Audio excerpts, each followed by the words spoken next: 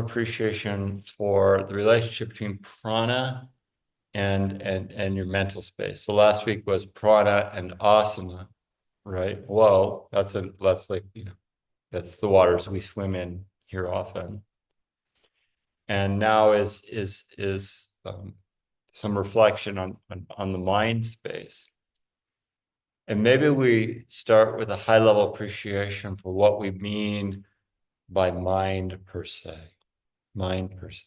And again, this could take on a lot of like, whoosh, there's a cosmic proportion to this whole mind conversation, as in universal consciousness. And then there's our individuated experience of mind, and there's gradated layers of insight or expansion between those 2 points. So this whole consideration about mind could also get really involved. And there's a spectrum. And maybe a basic way we break this down is just to say there's a spectrum from our individuated experience of awareness into something that we could call, universal awareness or universal consciousness. And that's where these yoga practices are oriented towards. They're intended to, bit by bit, reveal a more expanded, what I like to call an expanded view,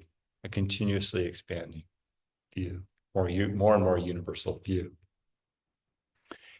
And one sort of working consideration I'd like to offer you about mind is it's everything that flows through your brain.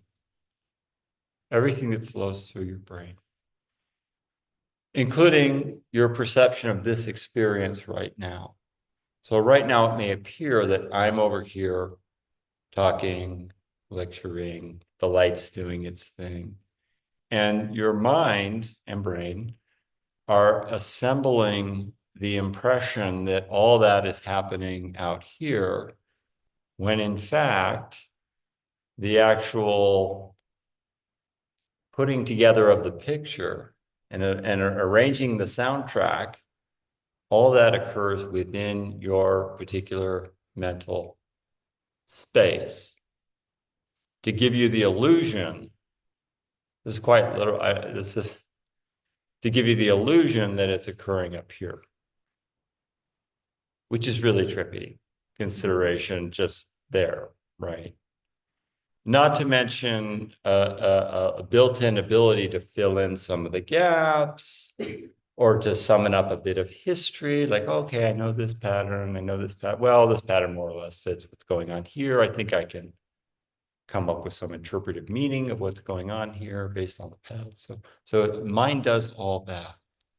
So mind includes and touches all that you're perceiving.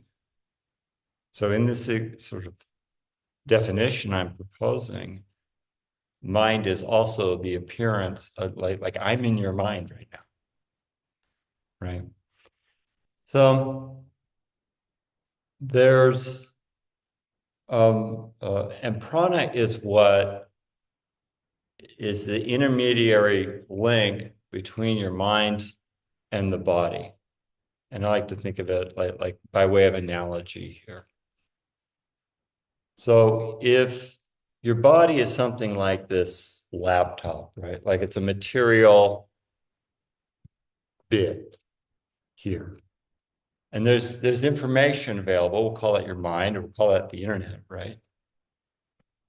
That information, in order for it to appear in the body or on this screen, there's an intermediary force that's required, that's necessary. You know what that intermediary force is? It's called electricity. Well, yeah, that too, which also depends on electricity. So similarly, your mind in the yogic conception is not isolated to your body. It's not a product of your physiology. Mind is not a product of your physiology. It's much bigger than that. It's all that it touches. Mind is this room. It's happening within the field of your mind, right? And how do you get something like that to like compress or identify or be contained in something like a body? There's an intermediary force called prana. and more specifically, prana vayus and chakra structures and so forth is the electrical pathways through which it enters the body.